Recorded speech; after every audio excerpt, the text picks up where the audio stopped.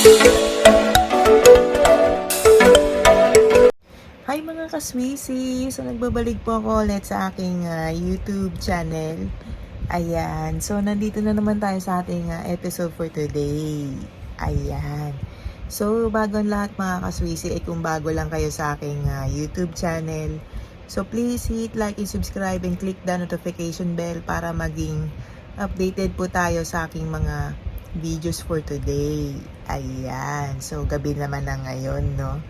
So maliligo na sana ako pero naisip kong gumawa ng content ngayon. Yan, about Hong Kong naman mga kaswisi. So sa mga naging episodes ko mga kaswisi, so makikita ninyo is about Malaysia naman. So this time is Hong Kong naman mga kaswisi. So dito mga kaswisi, no, hindi na ako magpaligoy-ligoy pa, no. So ito lang yung masasabi ko sa inyo na dapat ninyong iwasan, no, sa mga meron dito sa bansang Hong Kong, no. Siyempre pag sinabing Hong Kong, ay malaki sweldo dyan, diba? May ganun eh. Ay malapit lang ang biyahe, almost 2 hours yung biyahe mula Pinas hanggang dito sa Hong Kong, no. May mga ganun, no. So dito mga kaswisi, kapag kayo ay nakapag-apply na, tapos made-deploy na kayo dito, so ito yung mga dapat ninyong tandaan at iwasan mga kaswisi. Kaya yun. So dito mga kaswisi, no, ang dapat ninyong iwasan dito ay magkaroon kayo ng tiwala, no, sa kung kani-kaninong tao dito, no, sa Hong Kong. Kasi dito kasi mga kaswisi, uso dito ang hindi lang basta plastikan lang, no. Uso rin dito yung onsehan dito mga kaswisi. Lalo na sa pagdating sa pera mga kaswisi. So itong sinasabi ko sa inyo ay maraming issue dito mga kaswisi. Uso rin dito yung mga scams mga kaswisi. So magbibigay lang ako ng tips and ideas sa inyo para maging aware kayo, no? At alam mo yon, kasi concern ako sa inyo. Gago! Siyempre, since nandito ako, so alam ko na yung mga meron at dapat i-share ko sa inyo to para magkaroon kayo ng tips and ideas dito, no? About Hong Kong mga kaswisi. So dito mga kaswisi, no? So hindi maiwasan magkakaroon ka ng kaibigan dito sa Hong Kong, no? Mga makikilala mo, kapitbahay mo, ganyan, o kasabayan mo sa batch ninyo na papunta dito sa Hong Kong, ganyan. So, makikilala mo sila mga kaswisi. Lalo na pag nalalaman mo ay ex Hong Kong siya, ganyan. So, makikilala nyo naman yan, no? So, dito mga kaswisi, no? So, may iba kasi nga magiging kaibigan mo dito. 2 options yan, no? Pwedeng makakasama mo is matino naman at meron namang hindi, no? So, kaya ako nasasabi to mga kaswisi kasi kapag sinabing matino, mga kaswisi, yan yung nagsisimba, ganyan. Tapos uupo lang sa mga pwedeng pagtatambayan, kakain, ganyan, matutulog, ganyan. Tapos pagka gusto nyo mamasyal, kasi marami naman tourist attractions dito. So, okay naman yun, di ba? So, may mga kasama ka na mga kasama mo sa pagkain, ganyan. Marami kasing kainan dito, no? Mag-enjoy ka talaga dito. Yun. So, okay yun. So, dito naman, mga kaswisi, pag nung sinabi ko naman na hindi matino, ganyan. So, nasa sa'yo naman yan kung sasama ka, kasi may mga club din naman dito, may mga beer house. O kasi, pwede ka mag-disco, ganyan, pwede kang uminom, ganyan. May mga ganon. Tapos meron, alam mo na, may something. Yan. Kung ikaw ay mahilig ka sa ganyan, so, nasa sayo naman yun Kasi, kung gusto mo lang naman maglibang, ganyan. Pero yung paglilibang natin, mga kaswisi, ilagay mo sa lugar. Kasi, kapag ikaw ay nalasing, mahirap na. Kasi may ibang mga employer dito, ayaw nila ng ganon. Kasi nga, kaya nga nagkakaroon tayo ng curfew. Kasi nang dahil sa mga ganyan, no? Masyado kasi nga, alam mo yun, very open kasi dito sa Hong Kong. Kaya yung iba rito na nagkakaroon ng curfew kasi nga, yun ang iniiwasan din na magkaroon kayo ng gathering, tapos napasarap hanggang sa nalasing, hindi ka na nakauwi kinabukasan na kasi nga langung-langu ka na sa alak, mga ganun. So yun. So maraming bisyo dito mga kaswisi. Yan. So dito mga kaswisi, no, pag sinabing tiwala, no, iwasan mo dito mga kaswisi na mag-open ka na mag-open, no, about sa sitwasyon mo, about sa employer mo, kasi baka may makikilala ka na kung saan kakilala pala ng employer mo, hindi mo masabi, no.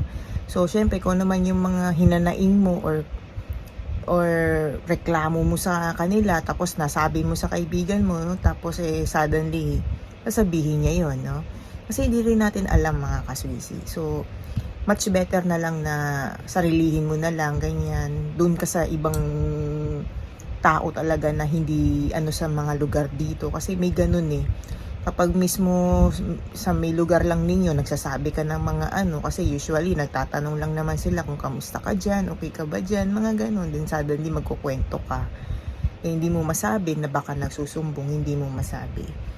Syempre yan yung bagay na ikapapahamak mo mga kaswisi. So ingat-ingat ka sa mga binibitawan mong salita mga kaswisi. Kaya yun. So dito mga kaswisi, no, so sa tiwala pa rin mga kaswisi.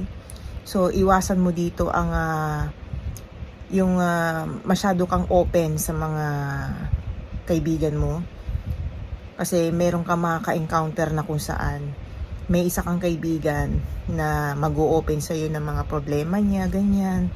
Hinuhuli niya yung loob mo, tapos ililibre ka, ganyan. Tapos ba tawag dito? Mangungutang sa'yo ng 100, 200, ganyan. Siyempre papahiramin mo kasi maliit lang naman kaya naman bayaran. Pero pag nasimulan na niyang mangutang sa'yo ng 1,000, 2,000, ganyan, doon na nagsisimula yung yung pag-oonsehan, no? Kasi dito mga kaswisi, pag usapang pera talaga ay talagang issue yan dito. Kasi kaliwat kanan ang mga loans dito, no? At mag-ingat ka sa mga tao na to na kung saan uhulihin nga yung loob mo, ganyan. Tapos sasabihin sa'yo na pwede bang pahiram ng kontrata mo, passport mo, tapos ilo-loan nila gamit yung pangalan mo. Siyempre, hindi mo naman mapapakinabangan kasi sila nga yung nangihiram. Sasabihin sa'yo magbabayad, monthly, ganito, ganyan. Then suddenly, tatakbuhan ka nila. May ganun. Usually, nangyayari talaga yan dito, tinatakbuhan, hindi mo na makontak, nakablock na yung Facebook mo sa kanila, yung account mo sa Facebook, nakablock na, ganyan. So, alam mo yun, hindi mo na sila makontak. Then, suddenly, ikaw magbabayad, no? Ikaw magsasuffer sa mga nagawa nila sa'yo, no? Tapos, kung kani-kanino ka pupunta para lang mangutang, mga ganun. May mga ganun talaga dito na uutusan ka na kung kani-kaninong tao ka manghihiram ng pera para sa kanila. Tapos, syempre, mukha mo yung nakapresent doon, di ba? Tapos, malalaman mo na hindi na sila magbabayad. Ikaw na yung hahantingin kasi ikaw nga yung nangutang, no? Kasi hindi naman nila magagawa yun kasi may mga utang din sila, no? May mga utang sila sa bangko na hindi nila alam kung paano nila babayaran, di ba? So, mag-ingat ka dito mga kaswisi kasi lalo na sa pera, no? Pag pera na usapan, pag may nagsabi sa iyo ng ganyan, ay nako, pumapasok ka sa ganitong klase ng problema mga kaswisi. So, alam mo yun, maraming talaga dito na tatakbuhan ka talaga niyan. Kaya, yan yung mga bagay na iwasan mo mga kaswisi. Lalo na sa pera. Okay lang yung makisama ka, ganyan. Okay naman yun na maki-join ka sa mga meron, di ba?